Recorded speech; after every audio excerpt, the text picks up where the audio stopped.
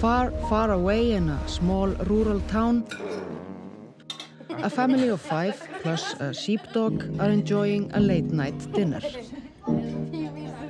They look happy and content, safely tucked away from all the dangers of the world. The mother, a talented but struggling artist, is preparing her most ambitious work. It's nice.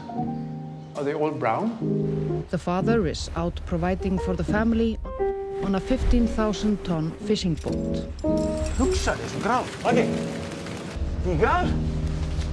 The children are privileged with the freedom of running around without a care in the world, living in perfect harmony with nature, whatever that means. There are no far-right extremists or murderers in this film. Only normal people with normal feelings and normal problems.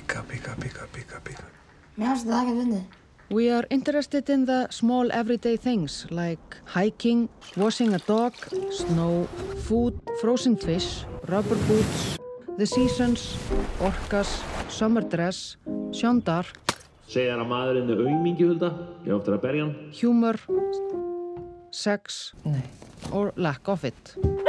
All of the things that really matter.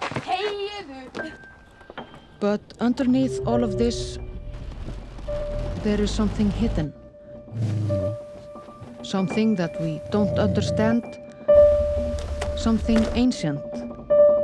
Animal. A dark secret. Drafst hann? We just made a film called The Love That Remains. Check it out. We really like it. Já, hún að gefa mig putta núna.